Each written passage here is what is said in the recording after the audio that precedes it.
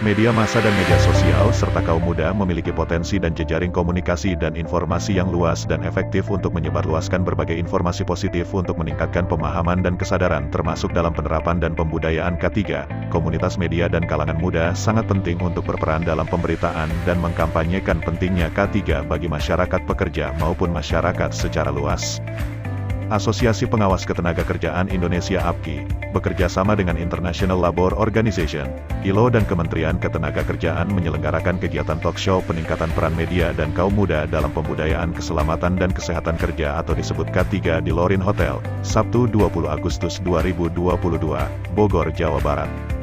Direktur Bina Pengujian K3, Muhammad Itham dalam sambutannya sekaligus membuka kegiatan tersebut melalui daring mengatakan peran kaum muda, kaum milenial, generasi Z, dan generasi Alpha merupakan generasi paling muda yang hidup saat ini, yang turut berperan sebagai pengantar komunikasi dan penyampaian informasi pembudayaan K3.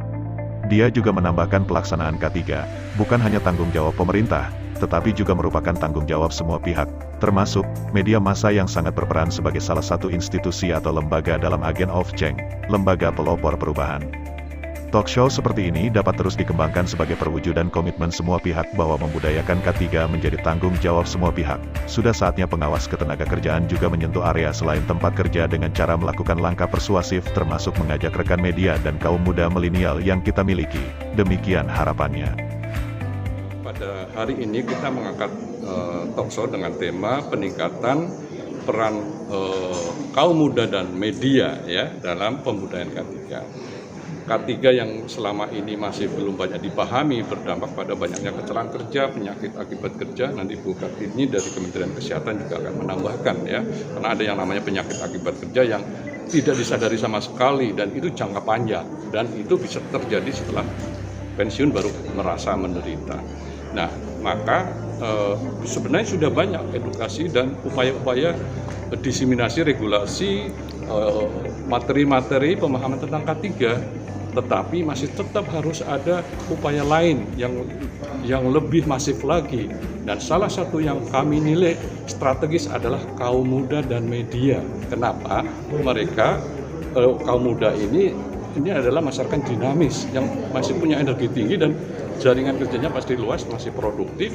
Sementara mereka adalah orang-orang yang terdampak langsung dengan K3 sesuai data ILO tadi bahwa kecelakaan kerja dan penyakit akibat kerja didominasi pekerja muda, gitu ya. Kemudian dari sisi media ini juga penting. Kenapa media penting? Karena di satu sisi pekerja-pekerja media kan load-nya cukup besar, resikonya juga tinggi, bisa terjadi kecelakaan kerja. Dan ada, kalau nggak salah ada pekerja media yang meninggal karena overload pekerjaan, gitu kan? Itu harus dipahami oleh media. Di sisi lain, media punya potensi strategis untuk mengedukasikan ke masyarakat yang lebih luas, karena Anda adalah corong untuk mengedukasikan sesuatu yang positif kepada seluruh masyarakat. Gitu.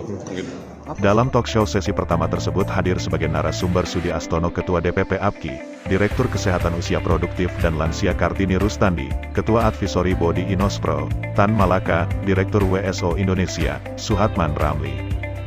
Dan pada sesi kedua hadir sebagai narasumber praktisi atau pakar K3, T. Saud, P. Siahaan, Pimpinan Umum Majalah K3, Sudirgo, Perwakilan Kaum Muda, Adin Himawan.